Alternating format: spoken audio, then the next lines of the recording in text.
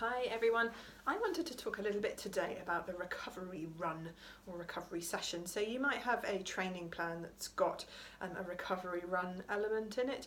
In a marathon training plan, for example, that might be the day after or the day after your longest long run. Recovery runs are important because they're just trying to encourage your body's natural recovery processes. So they're increasing your heart and circulation, the temperature in your muscles a little bit to help get rid of the stiffness slightly. But also the increased blood flow pumps nutrients and oxygen to the muscle cells to help them recover, and also flushes back out sort of as the circulation returns to your body and organs, flushes out all the byproducts of the exercise that you've done to help ease off that post-run muscle soreness. Two key rules of thumb for the recovery run to make it actually about recovery as opposed to another session, which I know is really tempting for quite a lot of runners, is to make it short. Really should be the shortest session of your week, really short. So if you're doing a fairly high mileage marathon program, I would say a maximum of 40 to 45 minutes, much lower than that if you're training for a good 5k or 10k time. And it should be easy pace, and by that I mean you could have a full good old catch-up conversation with a runner running next to you. So there's such a tendency among runners for that pace to start off with good intentions for a recovery run quite easy and then gradually get quicker and quicker and quicker, kind of really negating the benefit, the recovery aim of that run if you're doing that. Another thing to bear in mind is that actually a run might not be the best way for your body to recover. So a recovery run is great for the muscles, and muscles recover quite quickly. But if, for example, you've got other areas of your body that need to recover, which most of us do, so bones, for example, actually break themselves down a little bit and then rebuild themselves stronger with an impact sport like running. Cartilage, ligaments in your joints take a lot longer to recover.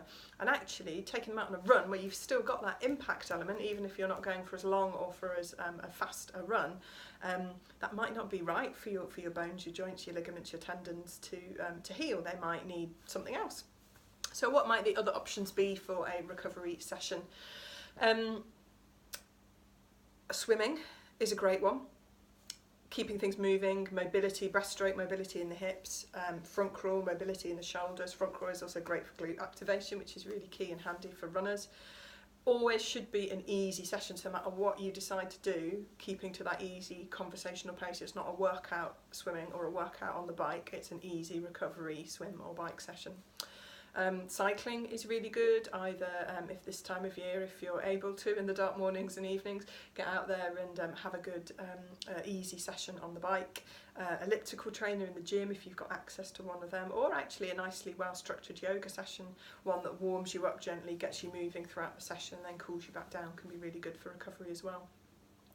I often schedule sort of recovery something else sessions as opposed to recovery runs for runners that have had a history of injuries and niggles. Adding a recovery run in where you, as I say, you've still got that impact is going to be adding to that overall impact load of your weekly training plan. So that's something to just, if you're not going to get if you want to get the benefits out of recovery and not increase injury risk, doing a recovery something else is definitely a good idea. It's important to think about, the aim of why you're recovering. Those recovery run miles shouldn't be, they're not training miles, that they're not increasing your endurance, that's the long run. They're not increasing your speed, that's your speed session. They're not increasing leg strength, that's your strength session or your hill training. They are just for recovery. So actually in the majority of cases you can tick the box in the aims for that session by doing something else and by not adding to the overall kind of fatigue that you accumulate in the bones, the joints, in your body from running being an impact-based sport. I'd like to hear from you as to what you get up to with your recovery sessions, what works for you and what you find is a really good benefit to help keep your body in tip-top condition.